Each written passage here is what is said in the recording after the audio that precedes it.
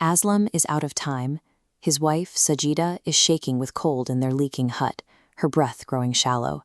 He is kneeling in the mud in the middle of a monsoon with nothing left to trade for her life. He goes to the gate of the local landlord, Seth Dharmdas, and begs for a 3-month advance on his wages just to buy medicine. The landlord doesn't just refuse. He mocks Aslam's skeletal frame and threatens to set guard dogs on him if he ever steps foot on the property again. Driven by panic, Aslam runs toward an old shrine. As he nears the summit, the sky splits open. A concentrated bolt of blue light strikes an ancient tree, shattering the trunk, knocking Aslam down.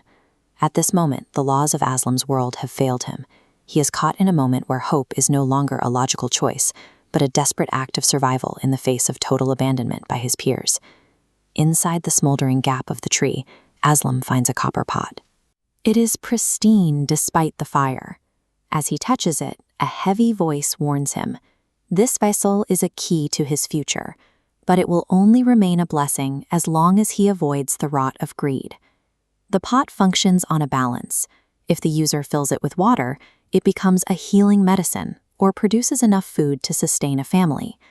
But if the user tries to manifest wealth or power for its own sake, the vessel transforms into a source of physical ruin. Aslam carries it home and fills it with rainwater. He doesn't ask for gold or a palace. He gives his wife 2 sips of the water and watches her color return, then shares a single warm meal with his daughter. By taking only what is required to survive the night, Aslam maintains his dignity. He has been given the means to hoard, yet he chooses to remain within the bounds of his actual needs. News of a miracle spreads quickly. The landlord, Seth, arrives the next morning with his enforcers. He claims that because the shrine sits on the edge of his land, the copper pot belongs to his treasury. He seizes it by force, leaving Aslam bound in ropes. Back at the mansion, the landlord demands the pot fill his floor with gold, but the vessel mirrors the man holding it. Instead of coins, a tide of coiling snakes spills over the rim, biting the guards and sending the landlord crashing to the floor. When Aslam escapes and reaches the mansion, he finds his former oppressor dying. The man who stood by while Aslam's family starved is now at Aslam's mercy. Aslam doesn't walk away. He takes the pot, fills it with clean water, and treats the landlord's wounds. The poison vanishes, and the landlord's life is restored by the very man he tried to destroy. True strength isn't just the ability to endure suffering, it's the ability to refuse to inflict that same suffering on others when the roles are reversed.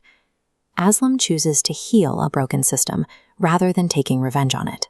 The landlord was merely greedy, but Jarkus is different. He is a sorcerer who has spent years tracking the lightning.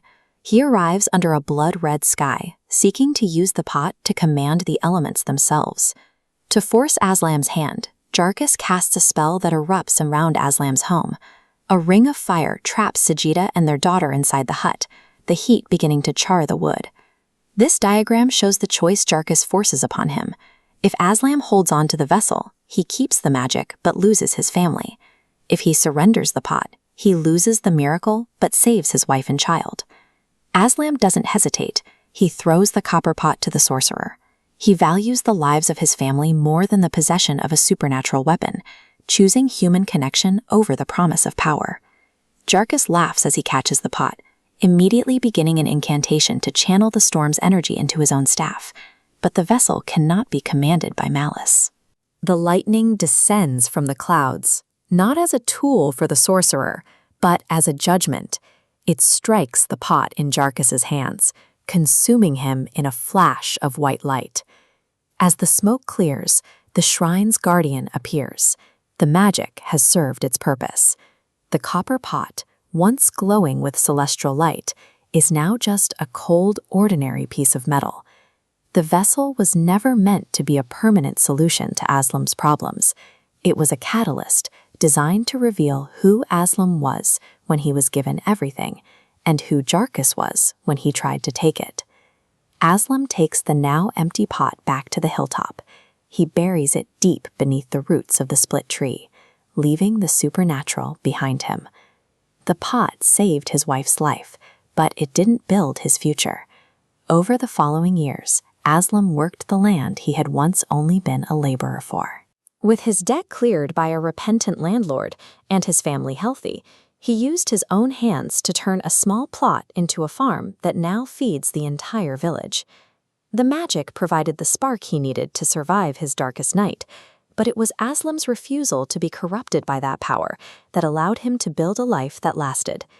Prosperity, he found, isn't found in a miracle. It's earned in the field.